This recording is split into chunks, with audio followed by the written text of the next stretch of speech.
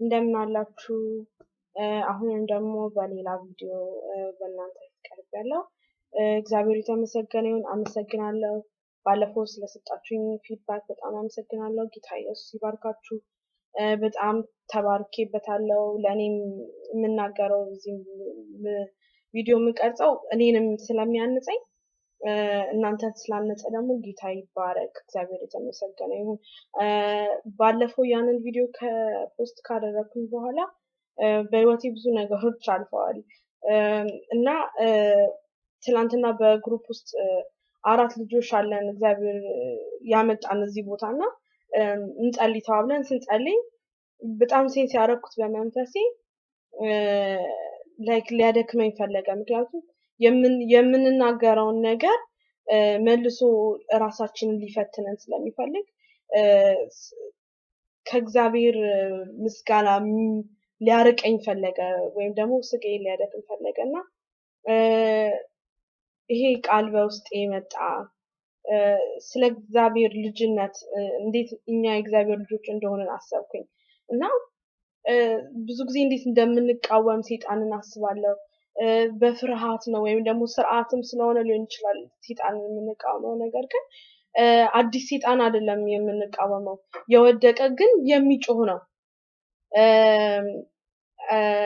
እንደሚያገሳ አንበሳ ዙሪያችሁን ይዞራል ብሎ መጽሐፍ ቅዱስ የሚናገረው አንበሳ አስፈሪ ነው አክስቶም ደግሞ ሲርበው ሄዶ የሚበላውን ነገር አድኖ ይበላል ነገር ግን ይሄ ዝም ብሎ የሚዞረው መጮህ ብቻ ስለሚችል ነው ሰይጣን ጩኸት ብቻ ነው ሊያስፈራል ሊያስደነግጠን እንጂ ምንም ሊያደርገን አይችልም በክርስቶስ ደም ስለተሸፈነ ሊያገኘን አይችልም እና ይሄንን አሰብኩኝ ሰይጣን እንዴት ዝም ብሎ ጥቃቅ ነገሮች ተጠቅሞ ከእግዚአብሔር እንዴት ሊያርቀን እንደሚፈልግ አሰብኩኝና ይሄንን ቃል አነባለው ያዕቆብ መልእክት ምዕራፍ 4 ቁጥር 7 ያለውን በጌታው ሁላችንም እናቀው ጥቅስ ነው እንግዲህ ለእግዚአብሔር ተገዙ ዲያብሎስን ተቃውሙ ከእናንተም ይሸሻል ለእግዚአብሔር ተገዙ ዲያብሎስን ተቃውሙ ከእናንተም ይሸሻል እግዚአብሔር ከኛ ጋራ የሚፈልገው ምንድነው እግዚአብሔር ከኛ የሚፈልገው ሪሌሽንሺፕ ነው ግንኙነት ነው እግዚአብሔርን ልናስደስተው የምንችለው ከሱ ጋራ ባለ ሪሌሽንሺፕ ነው እሱ አባታችን ነው ብዙ ጊዜ ሰምተናል ዘምረናል ነገር ግን አስተውለነው እናውቃለን ወይ የወላጆቻችንን የስጋ ወላጆቻችን አሉ እነሱ እንኳን ሊረሷችሁ ይችላሉ ወላጆቻችሁ ሊረሷችሁ ይችላሉ ነገር ግን እኔ አረሳችሁም ያለን አምላክ ከአባት በላይ አባት ነው ሁሌ ሪሌሽንሺፓችንን ለመጠገን ነው የሚፈልገው ከእግዚአብሔር ምክንያቱም በአዳም ጊዜ ያጠፋነውን ጥፋት ከእንደገና በክርስቶስ ጠግኖታል እና አባ ብለን እንድንጮህ እንድንፈልገው በቃ እንድንጠይቀው እንጂ የሚፈልገው ሌላ ነገር አይደለም ጌታ ከኛ የሚፈልገው እሱን እንድናስቀድም በህይወታችን ጣዖቶች የሆኑ ነገሮች አሉ ወይ እነዛ ነገሮች መነሳት አለባቸው የእግዚአብሔርን ቦታ እንዲወስዱ ብለን ሳይሆን ሳናውቅ የእግዚአብሔርን ቦታ ይሰጠናቸው ሰዎች ሊሆን ይችላሉ እቃ ሊሆን ይችላል ገንዘብ ሊሆን ይችላል ዕውቀት ሊሆን ይችላል የተለያየ ነገር ሊሆን ይችላል እንደየሰው እነዛ ነገሮች እንመርምር ውስጣችንን እንፈትሽ እግዚአብሔር አባት እንድንለው ይፈልጋል አንዳንዴ ደግሞ ክርስቲያኖች በተለይ በክርስቲያኖች ውስጥ እኔ በተለይ ማረጋው ነገር ስለራሴ ማውራት ይችላል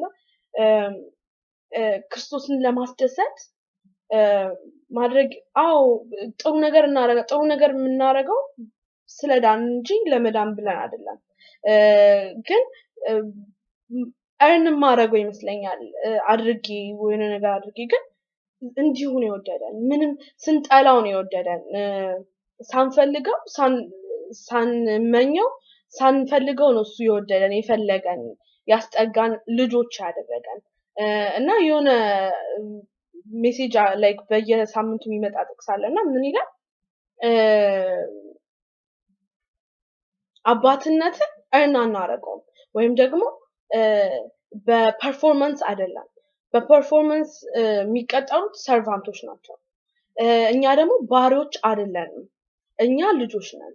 ልጆች ደግሞ ልጆች ስለሆኑ ብቻ ያ ፕሪቪሌጅ አላቸው።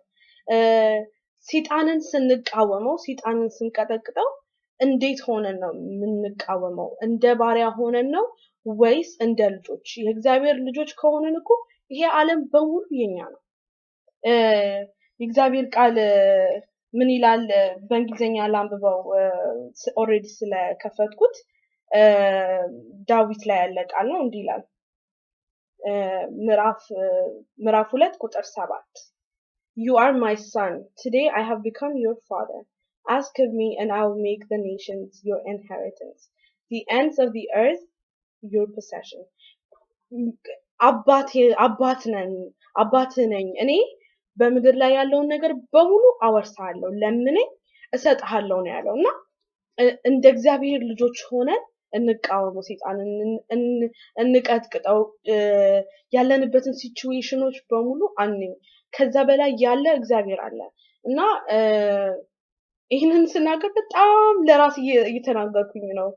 እግዚአብሔር ይመስገን በጣም አመሰግናለሁ ስለሰጣችሁኝም ፊድባክ።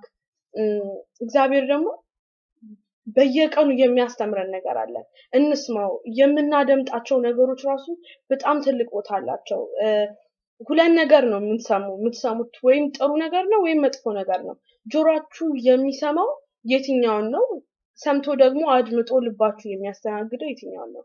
እግዚአብሔር God says you're beautiful, you're perfect. ምንም ነገር ላርመው የምችለው ነገር የለም። እኔ ነኝ የፈጠርኩሽ። I created you by like in my image. There's nothing wrong about you ይላል። ሰይጣን ደግሞ ምን ይላል? ስህተቶቻችሁን ወይም ደግሞ ውድቀታችሁን ወይም ደግሞ ጉድለታችሁን ያሳያችኋል፣ ይወቅሳችኋል። እግዚአብሔር የማራችሁን ኃጢአት እያስታወሰ ይወቅሳችኋል። ለዚህ ሁለት ድምጽ አለ። የትኛውን ነው የምታስተናግዱት? ይህንን በደንብ እንድታስቡ እፈልጋለሁ። ጌታ ኢየሱስ ይባርካችሁ። የእግዚአብሔር ድምጽ በልባችን ካለ ምንም አያስፈራንም። ሰይጣን ቢጮህ ቢያጓራ ምንም አያደርገንም። የተሸነፈ የተረገጠ ሲኦል ያለ ሰይጣን ነው። እግዚአብሔር የተባረከ ይሁን። አመሰግናለሁ። ጌታ ኢየሱስ ይባርካችሁ። አሁንም ፊድባካችሁ መልሳችሁ ወይም ደግሞ ልታረጉት የምትፈልጉት ነገር ካለ ኤኒቲንግ ሰጀሽናችሁ ጻፉልኝ። እግዚአብሔር ይባርካችሁ። አመሰግናለሁ። ጌታ ኢየሱስ ይባርካችሁ።